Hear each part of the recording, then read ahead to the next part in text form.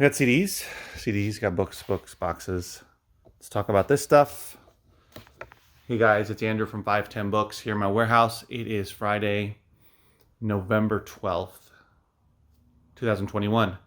No, it's not Friday, it's not November 12th, 1955 in Hill Valley, but 2021. If you get the reference, let me know. Welcome. I wanted to share with you a couple things. I am very much in between my local sales right now. I have actually 6 weeks, from today it's 4 weeks, but from my last sale to my next warehouse sale is going to be 6 weeks. And this week is the second week. I've been doing a lot of different things, but I'm having a lot of time to do some stuff, including the bookstore, which I talked about in the previous video. Working in there, sorting and organizing books. But wanted to talk about, while I was doing that, I've been finding some book sets, not complete sets, but finding some book sets that I've thrown up on eBay and they've already sold. These are books that have just been sitting around in this bookstore for possibly years, and I've been able to flip a few of them so far. It's been a short period of time, but I'm sure more will sell.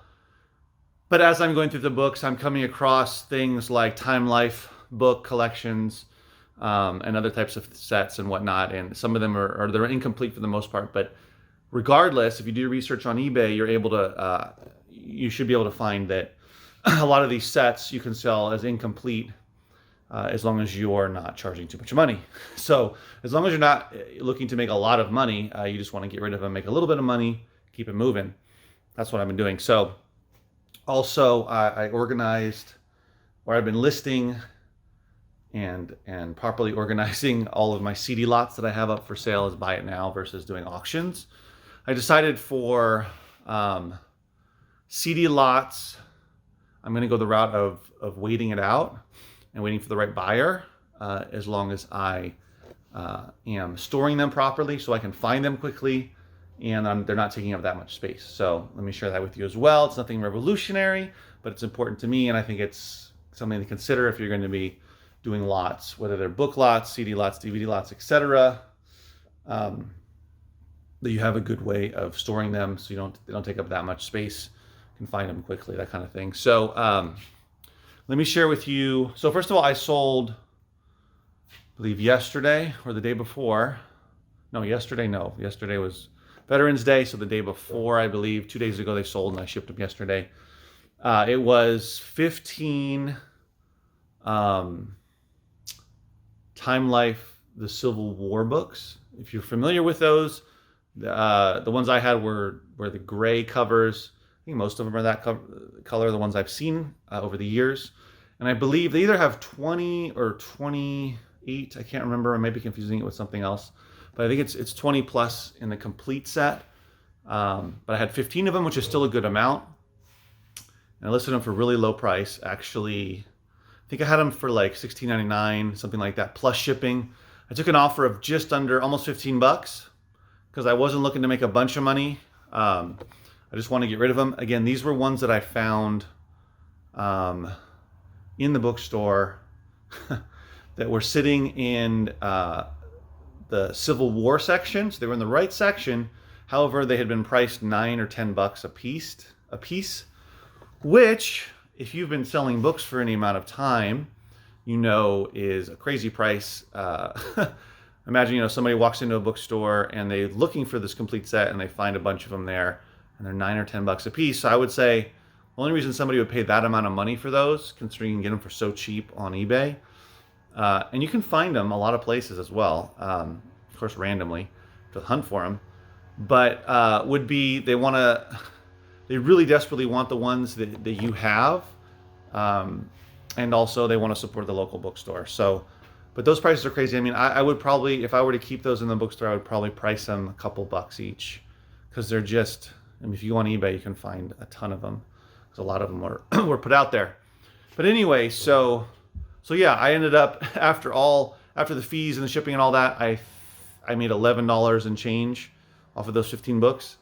I would rather, so a couple options, right? I actually was considering throwing those away, But when it got to it, I decided, you know what? Even though there's 15 of them and they're heavy and all that, I'm going to price them so low that I feel very confident that they'll sell quickly. And they did. They sold within a day of listing them. So it was worth the effort. I made $11 and change. How long did it take me to take the pictures and list it and ship it? All told, I don't know. The photos maybe took 5 minutes just because there's, 15 of them and whatnot. The listing maybe, I don't know, 5 to 10 minutes. So we're up to like 15 minutes. Shipping them another 15 minutes, driving. So less than an hour for sure. Probably more like 45 minutes. Because I know a lot of people out there be like, well, what was your, how much were you making an hour and all that nonsense? But, so there you go, right? Probably $11 and change, less than an hour. I'd say about 45 minutes. But anyway, not to dwell too much, but just the point is, so I could have, the quickest thing would have been to just throw them in the dumpster. I felt bad about it because there was a good amount of them. If it was like 5 of them, I mean, I probably would have sold them anyway, maybe for like $5.99 plus shipping, something like that. Keep it close to about $1 each book. But 15 of them, I figured it's close to this whole set. It's either half of the whole set or more than half. And I figured somebody would want to buy all those. So yeah, make those considerations. My situation is a little bit unique because they were in a bookstore and I'd already paid for all those books and etc. And as I'm going through them, I'm pulling a small percentage, but a decent amount that I'm going to be listing on eBay, individual books. But I'm coming across these sets or partial sets that make more sense for me to just throw them up online. I don't want to have them in the bookstore. It's very unlikely, even if they're $2 a piece, that someone's going to come in and buy those books. It's possible, but I'd rather just get rid of them and find better books, in different categories, or even just better Civil War books. Of course, I don't know what I'm going to find or what's going to come to me, but anyway, making more room because they did take up a lot of room. 15 of those. They're not big individually, but not thick anyway. They're thin volumes. So I recommend, that's what I wanted to do. I recommend it. Let me show you another example of something that I'm going to list. Is these are Time Life, right? This is the Third Reich. Actually, I don't know if they're Time Life. Are these Time Life? Whoever's watching this right now is saying, yes, they're Time Life. Of course they're Time Life. The center of the web. So I've got 4 of these. I was going to sell them for, I have it here, $10.99 plus shipping. These do well. These sell a lot when you have the full volume, the full set. I think I can't remember. I'm getting confused between these and the Civil War ones. I think the Civil War ones have 20 or 21 and these have 28. But again, I might be confusing them. But regardless, I'm going to list those as well. And those came from the bookstore. I can't remember. I'm pretty sure that the prices they had on here were like $10, anywhere between like $8 and $10. So that one I'll be listing. This one was not from the bookstore. This was from a bunch of vintage books I had purchased from somebody months and months and months ago, and they had sat for a long time. I just hadn't gotten around to them. I finally got around to them, and I listed. There was this grouping here, and there was another one which was like an old encyclopedia set, not complete, but had like 10 or 12 books. That's still sitting on eBay. But this one I listed in the last week or so, and this one sold. I believe this one sold for like $15 plus shipping. This is a collection of where is it? Alexander. Is it Dumas? Correct me if I'm wrong, but these are 7 of his books. And they're old, they don't even have dates on them actually, but they are definitely vintage. So somebody bought those, and I could have kept those in my local sale, but decided I just want to move those. So that's my thinking on that. And then when it comes to the CDs, I sold this classical music CD lot. This is 29 CDs. Some of them are doubles, but I just count those as one. But 29 different titles, classical music. I just listed those. That sold yesterday, and I had just listed it the day before for $34.99 plus shipping. I took an offer. What was it? I think it was $26 and change plus shipping. So I'll make a decent amount of money on that. Classical music CDs can do well, especially if you have a bunch of them to put them in a lot. Again, I'm going the route of waiting it out and trying to get more money out of these, doing buy it nows versus doing auctions. In the past, I've done lots of auctions of all types of CD genres. Do they sell? For the most part, they sell. About 7 out of 10 of them will sell. A few won't. I'll have to relist them or just wait a bit until I get more of those types of CDs, those genres. But what I'm finding, or what's generally true, is if you have the patience and the room, the space, you can wait it out for the right buyer to come along and either buy it at the price you want or make you a decent offer. Or if they've been sitting for months, they might make you a low offer and you just want to get rid of them anyway and make a little bit of money and free up the space. So here's what I've been doing. I've been putting them in crates and boxes, just putting little Post-its here to separate them, and then I put a right out on a cardstock here that I use in the store for signs, all the different ones that I have in here, so that I know where they are. Because I have this one crate here. I've got this box, post office box, that's got a bunch of them in there. And this has also got CDs. And then I did that with DVD lots as well. I didn't actually put what's in here because I don't have very many. But if I build up a bunch, I'll start doing that as well. And then on the top shelf, these are all book lots. So I've got them listed here. I'll actually have to cross off one of them. So cross that one off so I know it's not in there anymore. And yeah, they can just sit up there and slowly sell, hopefully. I actually, if you remember from my past videos, this whole setup here was a disaster. And there was just books, CDs, DVDs, just kind of haphazardly stacked on top of each other. It was a visual eyesore, and it was also a pain to try to find things. So I thoroughly went through those a couple weeks ago and got rid of a bunch of book lots and other types of lots that I had up there that weren't selling, hadn't sold, and just kept the stuff that I felt was worth continuing to list or keep listed on eBay. And hopefully some of these will sell off. Again, in another couple months, I'll see how many have sold, and some of them I might get rid of as well, just to free up space, especially if I continue to get some quality book lots. Yeah. So this has become better, and I've freed up some space down here, so I have more room to put more media, more lots. Another thing that's a pain in the butt is I got all of these for free. I got all of these sealed VHS tapes, and I sold a few of them, a few lots on eBay. And then I listed this whole one, which was like 82 of them. There's a whole nother box underneath. Again, these are sealed, different brands, and I can't get rid of them. Locally, no one even wants to buy them. So I don't know what to do. I'm at the point of wanting to just throw them out, but I was surprised on eBay I didn't sell more. My other thought was to put all 82 of them in one lot on eBay for local pickup. Cause I mean, I could do shipping. It's going to be expensive, I'm sure. I have to check the shipping cost. I could do one giant lot on eBay and do, I don't know, UPS or something like that. I don't know what the cost would be, but they'd have to pay it. But I just haven't.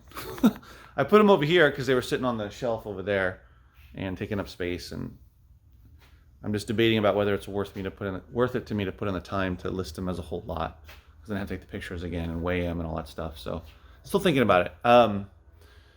If you know a good way to get rid of them, well, I mean, I know how to get rid of them. I just have to be patient and put the time in. But anyway, that's been a pain in the butt. So yeah, so now I've got boxes here ready to pack up those two lots. Just wanted to share with you how I'm storing stuff. Nothing fancy, but it is organized and easy to find stuff now. And by the way, if anyone's wondering, well, where does he get his boxes from? How does he get different sizes of boxes? What is he doing? Well, I've been on eBay, eBay for a while, but I've been on YouTube for a long time making videos, and I've talked about this in a lot of videos, but I know a lot of you maybe haven't seen all my videos. But I do get my boxes from mostly one recycling dumpster, but occasionally I'll go to some others. the choice dumpsters in the area. And these are recycling dumpsters. These aren't just general trash dumpsters. So recycling dumpsters tend to be a little bit cleaner. They don't have all the food and that kind of nonsense. It's just boxes. And also there will be this packing material in there as well. This I just picked up this morning, right before I made this video, or before I got here to the warehouse. I had been low on that for a while, and I found a good amount this time. So this is all free. Boxes and packing materials I do not pay for. I haven't paid for years. I'm talking like probably 4 years is more like it. 4+ years that I haven't paid for that stuff. I never paid for boxes. Actually never.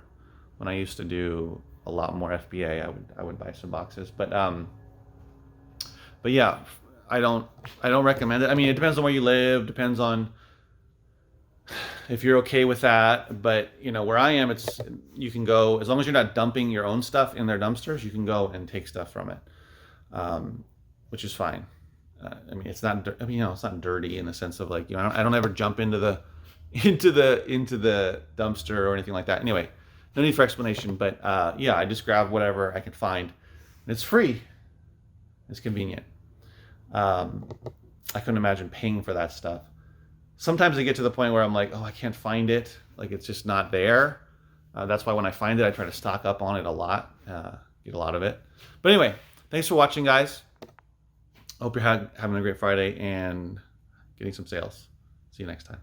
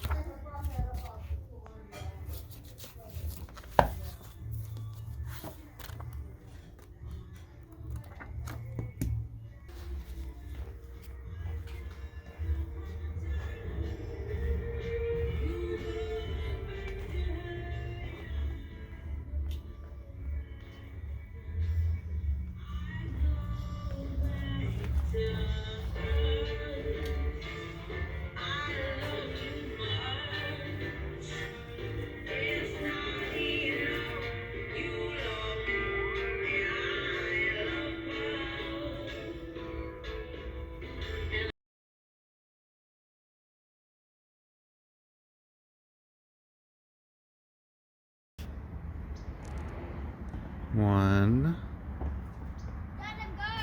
Okay. 2, 3. 3 bookcases that are gonna go in my sale. If all goes well, they're gonna fit on the other side here, and then over here. And I'm gonna move this table a little bit out this way, and I'll be able to put a lot more DVDs and video games, etc. Blu-rays. So. Hi, Dad. Hi. Hi. Ready.